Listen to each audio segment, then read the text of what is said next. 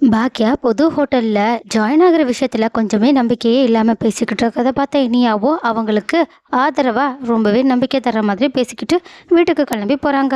But அங்க மறுபடியுமே நிதிஷ் தள்ள முட்டை போதையோட வீட்டுக்கு வர இதை பார்த்துட்டு ரொம்பவே கோபப்பட்ட சுதாகரும் இனியா இருக்கிறத மறந்துட்டு அவங்க பாட்டுக்கு அது இதுன்னு சொல்லி கத்த ஆரம்பிக்கிறாங்க.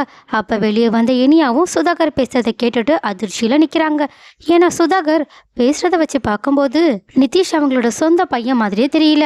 அதே சமயம் சுதாகரோட மனைவியும் தான் பையனை இப்படி பேசுறத அவங்களால பொறுத்துக்க முடியாததுனால, இங்க பாருங்க, நாங்க ஒன்றும் உங்க லைஃப்குள்ள வரல, நீங்க தான் என் லைஃப்குள்ளேயும் என் பையன் லைஃப்குள்ளேயும் வந்தீங்க, அதுவும் பணத்துக்காக வந்தீங்க. ஒண்ணுமே இல்லாத உங்களுக்கு இந்த மாதிரியான வாழ்க்கை அமைய நாங்க தான் காரணம், அதனால கொஞ்சம் பார்த்து பேசுங்கன்னு சொல்ல, இதுல அதிர்ச்சியில நின்றுக்கிட்டு இருந்த இனியாவை ஒரு பக்கம் திடீர்னு சுதாகர் பார்த்துட்டதுனால அவங்களோட ஒய்ஃபுமே அமைதியாடுறாங்க. இருந்தாலும் இவங்க பேசினதுல இனியாவுக்கு ஒரு குழப்பம் மட்டும் கன்ஃபார்ம் ஆயிடுது.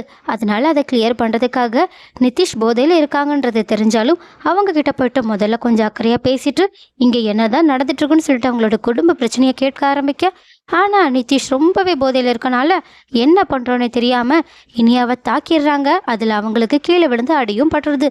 அப்ப அங்க வந்த சுதாகரோட மனைவியும் இனியாவை சமாதானப்படுத்தி அங்கிருந்து அனுப்பி வச்சுட்டு இனியா போயிட்டு தான் நினைச்சு மறுபடியுமே ஒருத்தருக்கு ஒருத்தர் சண்டை போட ஆரம்பிக்கிறாங்க. அதுல மறுபடியுமே சுதாகரோட மனைவி சுதாகர் எந்த மாதிரியான கேரக்டர்ன்றத உளர ஆரம்பிச்சு இந்த மாதிரி ஹோட்டலுக்கு ஆசைப்பட்டதா இனியாவை நிதிஷ்க்கு கல்யாணம் பண்ணி வச்சாங்கன்ற உண்மையுமே உடைச்சிடுறாங்க. இதுல அதிர்ச்சியில உடைஞ்சு போய் நின்றுட்டு இருக்க இனியாவை பார்த்துட்டு மறுபடியுமே சுதாகரும் அவங்களோட மனைவியும் அப்படியே கப் சிப்புன்னு அமைதியாயிடுறாங்க.